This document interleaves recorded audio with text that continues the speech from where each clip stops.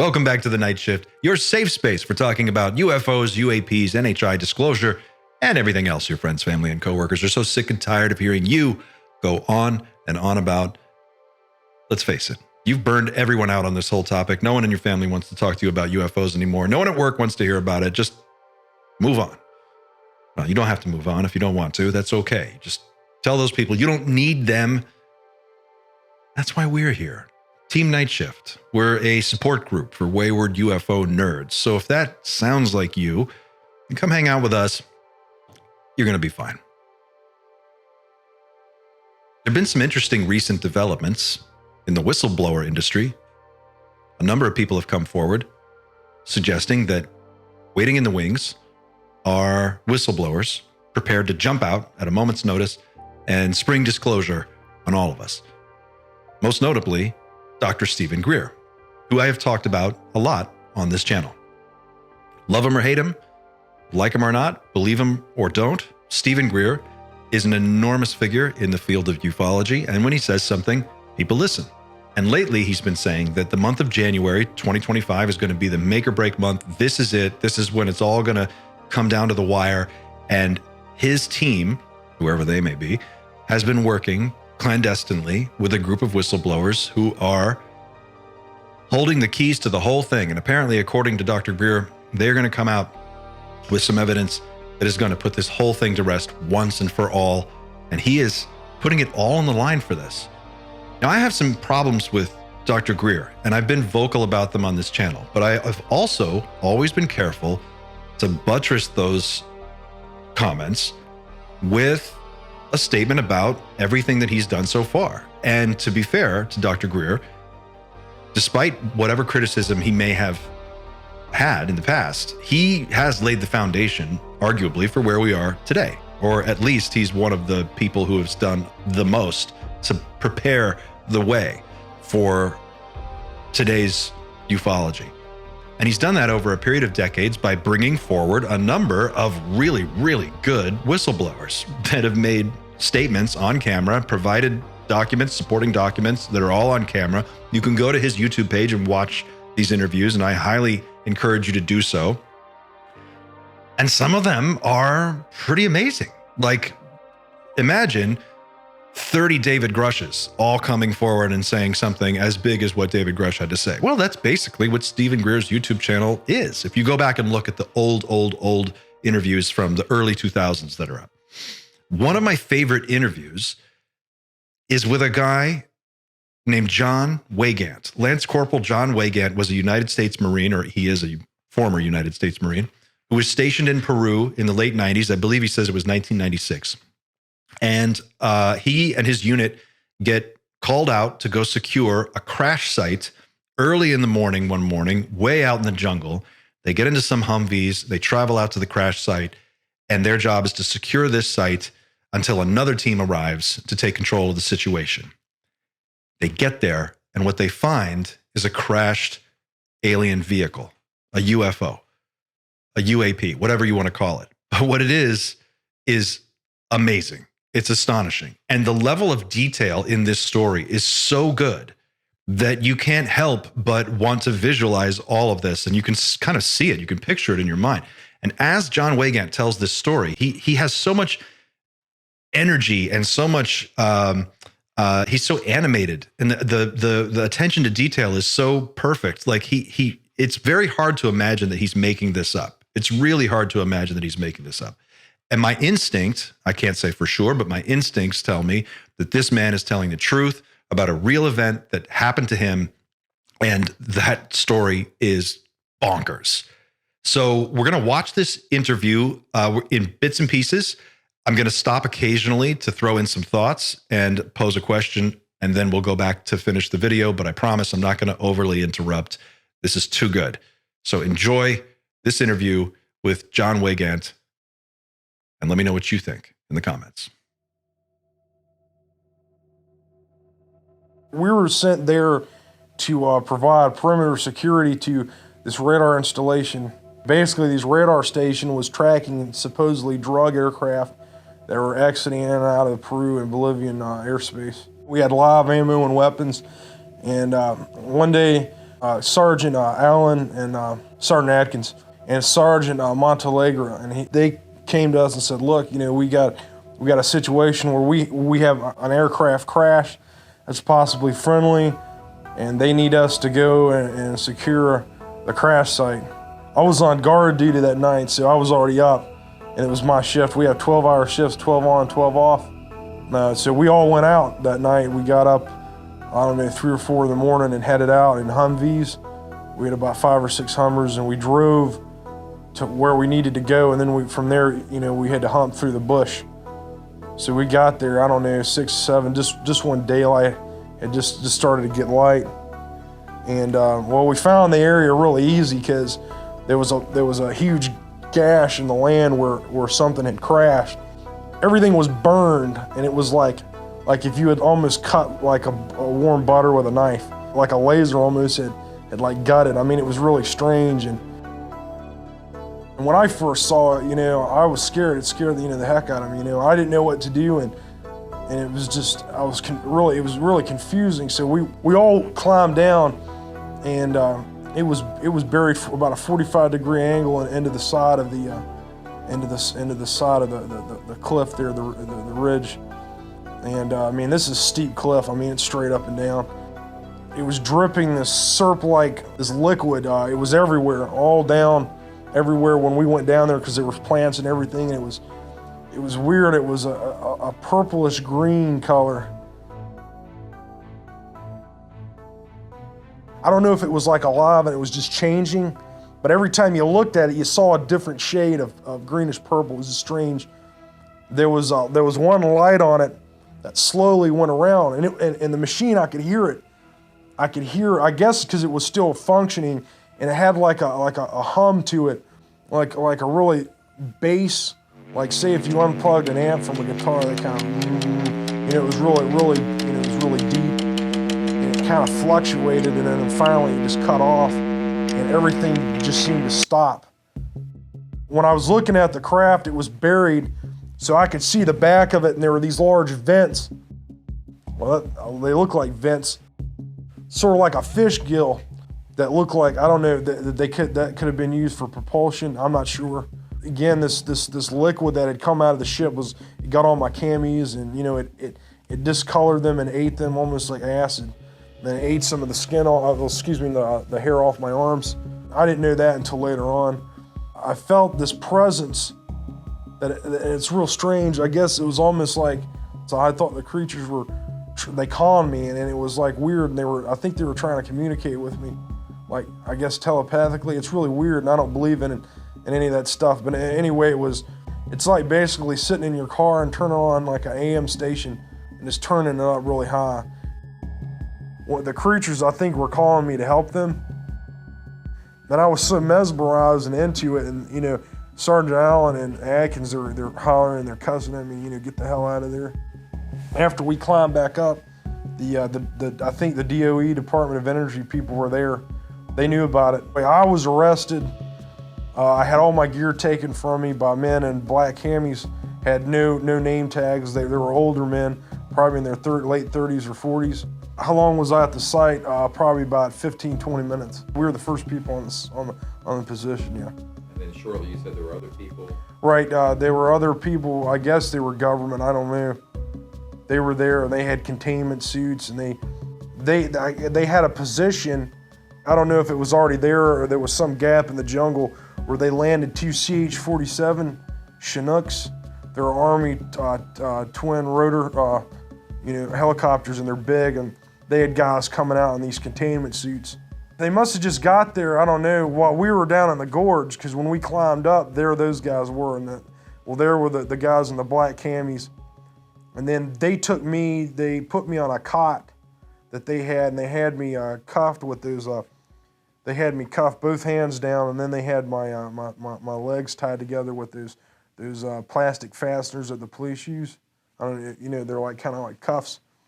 And then they took me in the CH-47, and they sent me to, we took off, and they had a lieutenant colonel from the Air Force, and he did not identify himself. He might have, I just don't remember.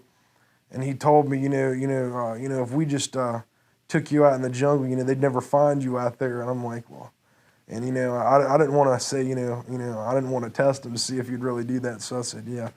And he's like, you got to sign these papers, and you never saw this, and I don't exist, and this situation never happened. And if you tell anybody, you'll just come up missing. And he was a real abrasive, just a cynical asshole, I guess is the best way to put it. Okay, 2 CH-47 Chinook helicopters, each one with what? A co-pilot, a pilot, a crew chief. That's at least 3 people on the crew. That's 6, plus a bunch of Department of Energy guys in hazmat suits, head to toe, plus a bunch of Delta Force, Navy SEAL, Ninja Commandos, head to toe, all in black, out in the middle of the jungle. This is a huge operation with an enormous logistical footprint. And an Air Force lieutenant colonel threatens to throw a United States Marine out of a helicopter in the middle of the jungle and disappear him if he doesn't sign confidentiality papers about what he's seen. And that's just the tip of the iceberg. Wait until you hear what he says next. I was at the same installation, but they had me segregated with Air Force personnel for like 3 weeks, and then after that I was sent back, approximately. All I saw there was Americans, and there's a lot of other nationalities there, Chinese, Germans I think were there, and a lot of other people were at this other base. But this thing, it was really, I didn't go in, and all they did was take me to like a you couldn't call it a cell, it was more of like it was more like an interrogation room, and I sat in there for, 15 hours. Those guys with a light, they put this light in my face, and they were yelling at me, and I couldn't really readily identify any of these guys, but I knew one of them was at the crash site, because they were one of the guys that I recognized, because he was in black fatigues, and he was like, "What'd you see?" And he's like, "Yeah," he's like growling. He goes, "Are you a patriot? You like the Constitution?" I'm like, "Yeah." And he's like, "Well, we do it, we're on our own program, we don't obey, we just do what we want." And he's like, "Yeah." And they're like, and they're growling and they're relishing, and they're yelling at me, and they're hollering and cursing, and you didn't see anything, and we'll do you and your whole goddamn family. And they're it was basically that for about 8 or 9 hours. They took breaks. They were like, "Look, man, we're gonna take you off in a helicopter and just kick your ass out in the jungle, and we're gonna end you and all this." And they didn't physically put their hands on me, but I was sitting in a chair and I was handcuffed to the chair and I couldn't move. So basically, it was just this like harassment. I didn't eat anything for like a whole day. No water, no nothing. I just sat there. Wait, just hold the phone. They take him from this crash site in a helicopter with an Air Force lieutenant colonel who's threatening him the entire way. He's zip tied to a cot. They take him to a base. And who does he find at this base? People from all over the world, militaries from Germany, Chinese people, a ton of different nationalities, all operating out of this one super secret base. This is not new. We have heard stuff like this before. I'm pretty sure that Bob Lazar has talked about this to some degree. I'm pretty sure that Dan Burrish has talked about this to some degree. And a number of other people have mentioned that at some of these facilities, particularly S4, they have seen Russians, Chinese, Germans, all kinds of different nationalities working at this facility or at various different facilities. So that's a really interesting data point, because we've heard this from a number of people throughout the decades that sometimes at certain bases where UFO, UAP research is taking place or crash recoveries are taking place, there are all these different nationalities represented. And it goes a step further, because some abductees report seeing humans in military uniforms on board craft when they're abducted. That's another interesting data point. So I just thought that was a really specific thing that he points out. But let's go on. Let's see what he has to say next, because it just keeps getting weirder. Stick with me. So yes, there was life forms in the ship. They were. It's almost like if someone was like reading your mind, and that's the way it felt. And I felt like I felt a presence. It was like supernatural. It was no debris that I saw. but there were big gashes in the rear of the aircraft. What it looked like is that it had been hit with maybe a surface-to-air missile. There were a couple Hawk batteries, and that's a homing all-the-way killer. That's a low to medium surface-to-air anti-aircraft missile. Basically, it doesn't have to hit the target in order to destroy the target. What it does is it gets in proximity of it, and it has a high explosive fragmentation warhead, and it basically explodes like a big shotgun in the vicinity of the targeted area. And by fragmentation, it's supposed to destroy the target or damage it so it won't be able to continue its mission. This is what I think happened: is we shot it down. The Peruvian shot it down. The other guys knew it was flying. I knew that these aircraft were flying because I had been in the command center there at the radar installation, and I heard a couple women there in the Air Force talking about aircraft flying in and out of the atmosphere at Mach 10 plus. So these aircraft are flying around there. They're re-entering the atmosphere and whatever. Basically, the radar was sitting, and this was again on a hill. It's cammied up, and it rotates and everything. And there's a command bunker that was built under the earth. And I mean, it looks like Star Wars in there. And I mean, it's total air conditioned. I mean, it's really nice. And there's like computers, and they got the control panels and everything that control the radars. And I guess they're linked to other sites, and they get other data coming in. And well, we had guard duty, and and the night that this happened, this was in the early evening, and it was my shift, and I was in there, and I was checking people going in and out. They got ID, checking out, whatever. So like these two girls, they come walking out, and they were talking about, well, we got these aircraft flying again, and the other girl says, yeah, they're coming in and out of the atmosphere. But he came in there, and he told me to come back with him, and we go back there, and he goes, I want the logs, because they log all these flights coming in, their bearing, what they are, what code they're squawking, all that. So he gets the books, and I had to sign off for him to take all that. I mean, when you got objects that are re-entering the atmosphere and then stopping on a dime and then turning around and going exactly the opposite direction, that's kind of strange. Meteors don't do that. Now, is this something that was rare or something that was happening? Oh, this happened all the time. There's like 3 or 4 incidents where I was duty there that the same Air Force officer came in there to get books. And do you think these were tracked on radars? Yeah, these were tracked from this particular radar that were logged in. The reason, I guess the reason they were taking them is they didn't want people to know that they're tracking these aircraft. I guess, I mean, again, I'm just assuming that. Mm-hmm. So, yeah, I think they knew it was coming in, and they said, we can't identify it. It's violating airspace, so they could have radioed the Peruvian and said, take them out, and then they shot it down. I was confident that when I saw the aircraft, it had been hit by something. They were scared, and it was the apprehension, the fear, and then that they were not here to harm us. That's really what it felt like. And I've seen the creatures in my thoughts, and I saw them what they look like. Oval egg head with big dark eyes, big eyes, a nose and a small mouth, no ears. And they were projecting that they weren't here. They were here. They were here they weren't here. They were not going to harm me. Mm-hmm. And that was basically that everything was going to be all right. Just help us get out of here. Mm-hmm. I think there was. I don't know how many were on the craft. You got the sense more than one. Yeah, definitely more than one. Probably about 4 or 5. Did I think it was organic and alive? Yeah. I think that. That whole craft. It's kind of like. It's almost like if you had an extension like your arm or your leg, and I think the way they can. I mean, this is just from thinking about it. That the way they control the craft is with their thoughts, and they have no buttons or anything they push. It's not from Earth. Oh.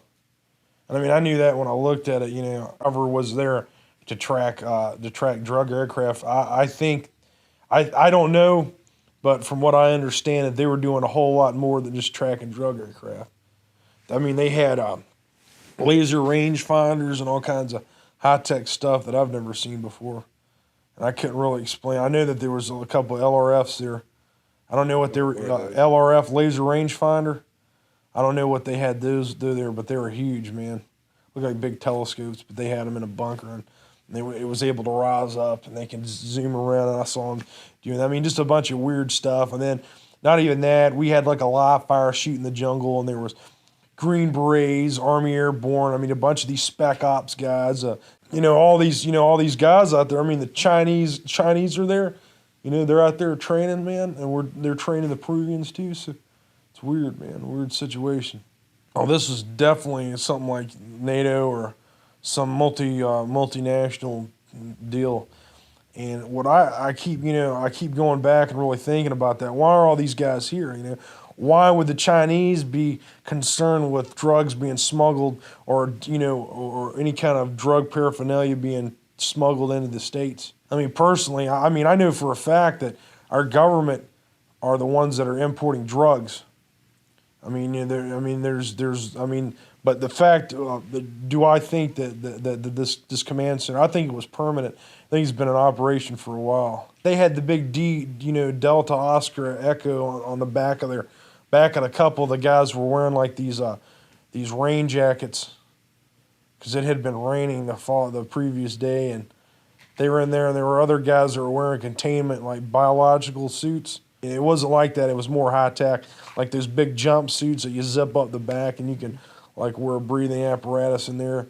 Those guys, there was about 30 of them at least, and they marched right by me as I was being taken away. They were marching to get down into the cliff. I guess they were in there to check this thing out. What do I think happened? I think they went in there and they took everything out and they shipped it back home, I think. The behavior of the people, yeah, this is routine, man. I mean, these guys are squared away. They know exactly what they're doing. They've been trained to do this stuff before. That was the atmosphere, the total professional, cold, unassuming nature. It's just, we're here to do a job and, get the fuck out of our ways is basically the attitude. I was raised in a Christian home to believe that there was a God and that he created everything, the universe, and here they are, these creatures that I've never seen before, never come in contact with, and this happens, man, and it made me get almost crazy, not like suicidal, but I just couldn't. I had to like reevaluate everything that I knew. It's sort of like when you're a kid, you've been told Santa Claus is real, and then you find out that he's really not, and then the Tooth Fairy, it's like now that there's no going back. There's no denial. There's no saying, well, this is, I didn't really see this, and I couldn't really deal with it. Is that what do I do? Do I tell people? But I mean, who's going to believe that a Lance Corporal in the Marine Corps in the middle of the fucking jungle is going to see an aircraft like this? It's more like I was sitting and watching a film, like I was sitting and I was watching what was happening, and I was basically with these aliens, these creatures, and they were touching me, not like sexually or with instruments or anything. They were holding my hands, and they had their hands on me. And they only had 4 fingers, by the way. And what feeling did you get from them? It was a warm, like loving feeling, like you would have if you were with a family. These creatures are like, I guess you could, probably the closest thing I could say that they were like almost like angels. And if I had to, I'd go with them right now. And I had this obsession with that, I guess because of the pain of the experience and then the Marine Corps, that I just wanted to escape, and I was thinking about, being with these creatures a lot and wanting to go with them and wanting to get out of here. Because these different agencies are just on their own.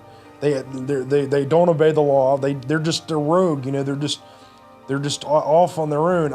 Do I think this is a project that goes up through the government and everyone has a piece in it? No. I think these guys just operate on their own. No one knows what they do. These guys, they're just off on their own. There's no oversight, no control, and they just do whatever they want. They don't, and they're evil, man. These people are evil. Do I think it goes to Bill Clinton and to the Congress? There may be guys up there that know about it. They're not going to say anything, man. If they say anything, they're through, For those of you who don't know, and I knew Marine snipers that, I've heard other guys talk about it, and I've heard that these guys, they go on the streets and they stalk people and they kill them. I know that the Army Airborne snipers do the same thing. They use Delta Force to go grab these people and silence them by killing them. And maybe something else ought to tell. And well, you know, if this goes on, where do they get the money to finance all this stuff? Well, very simply, either they're selling arms, they're selling drugs. A lot of this business about, you know, having the spec ops and they get these unlimited amounts of money. Well, they're not coming. It's not coming from the government coffer. It's coming from running drugs or weapons. Delta Oscar Echo, Department of Energy. He sees this on the back of some of the rain jackets some of these guys are wearing, along with 30 or so other people all in hazmat suits, plus the Ninja Commando Spetsnaz guys who were there. It's an enormous operation with a huge logistical footprint. It must be the cost of doing something like this has got to be astronomical. And the DOE is apparently working with some kind of multinational military group that includes American and Chinese soldiers together. It's really strange. It's really strange. And we've heard some of this stuff before. And I don't know if you caught this, but when he talked about his telepathic communication with the beings on board the craft, he is so emotional about it. You can kind of see it in his face. And he says, if they came to me again right now, I'd go with them today. I would go with them right now. And I can still hear them in my head from time to time, talking, communicating.